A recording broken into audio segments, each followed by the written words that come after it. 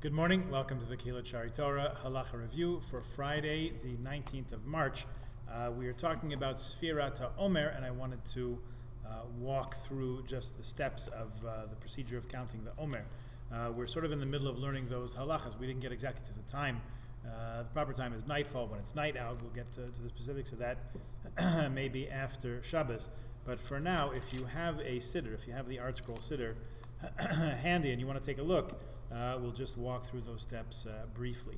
The Omer is usually counted at the conclusion of Ma'ariv after the evening service, which should be at nightfall, nighttime.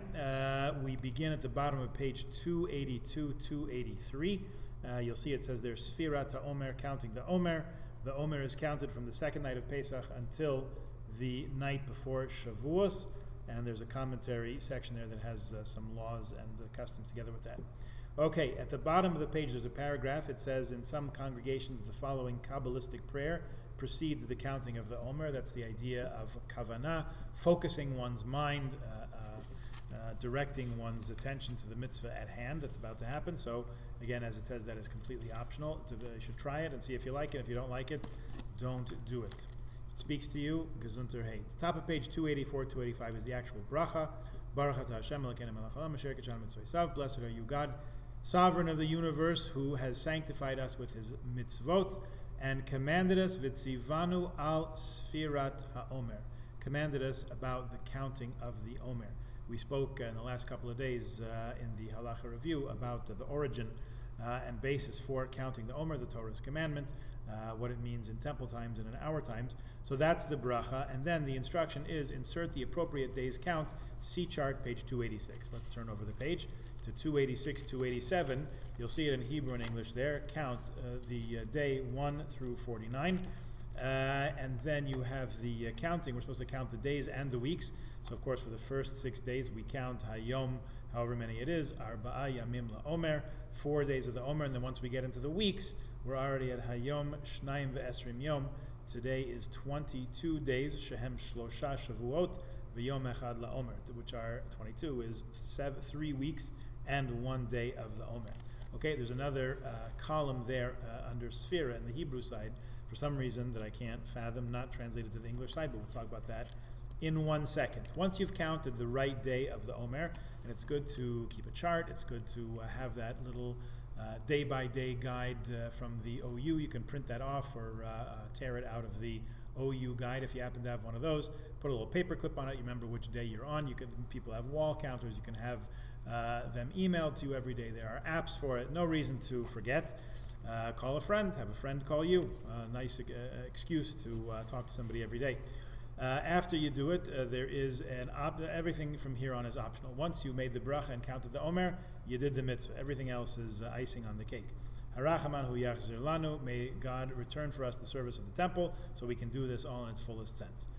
Psalm 67 follows, and also Ana B'Koyach, the prayer of Rabbi Nechunya ben Akana, which we have at several points in our weekly liturgy.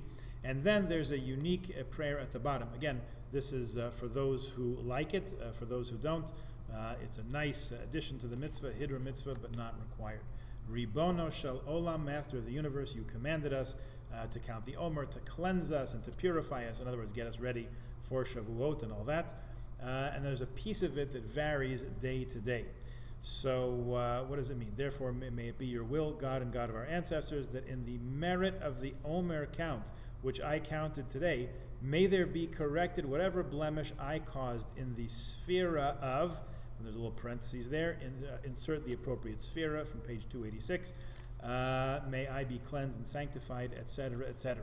So what's happening? That there's a notion in the mystical world of thinking in Judaism that our actions have cosmic effects, cause things to happen in spiritual, heavenly, cosmic realms.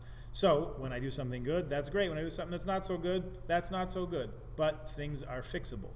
So when I go through this each day, and I say this paragraph, Ribono shel olam, I add the appropriate sphera on the next page, page 286, Chesed shebechesed, Gevura shebechesed, kindness within kindness, kindness within strength within kindness, all these different combinations. I'll tell you about that in a second. You say, well, if I caused some damage at this level, in this sphere of spiritual being, let it be corrected. Let my return to that, my tshuva on that, correct this. Now, what do they mean? Why are they important? If you care to go back to our halacha, to our daily halacha review and Omer count last year, I'm not sure if it's still on the web page. I will check. If there's a way to put it up, we will put it up. We did go through a spiritual guide to counting the Omer, which gave us a day-by-day rundown on what the combinations of each of those sfirot, Chesed should be Yesod, Gevura should be Malchut, and all those, what those mean. It takes a little orientation, but once we explain it and get into it, it is interesting and illuminating, in my humble opinion, but you'll let me know what you think. So that's what the meaning of that is, and that is the conclusion of counting the Omer. You either make yourself a cup of tea and tuck yourself in for bed at that point, or you say Aleinu if you haven't said it, finish out the day with that. We will have a day-to-day Sfirat HaOmer count here on the Halacha Minute, so you can tune in each day, and you will hopefully hear something interesting and enlightening. Particularly pertinent to that. But if you join in every day, we're not going to have something on Shabbat, but we will the other 6 days of the week have an Omer count, so you can keep on track of things with that. Okay. Just remind everyone that we changed the clocks last week, so our candlelighting time has moved back considerably. This week, candlelighting this evening is 7:11 p.m. If you're someone who likes to make Shabbat a little bit earlier and get going on your Shabbat celebration, you may light candles as early as 6:13 p.m. That's the earliest time you can usher in the Holy Sabbath. We're not gathering in Shul quite yet for our evening services. If we were to do that, it would be at 7 p.m. From now through the rest of the summer. Tomorrow morning there are limited services. We are going to, for those who have signed up, we are allowed to have a few more people in the actual shul. So if you've registered, or if you can still do that when you see this, please register and join us for shul tomorrow if you feel safe, if you feel confident. We're certainly not pushing anyone to do anything that makes them uncomfortable. Our main thing is preserving and keeping our health, all of us together, all of us individually. Have a wonderful Shabbat, and we will see each other again soon. Please God.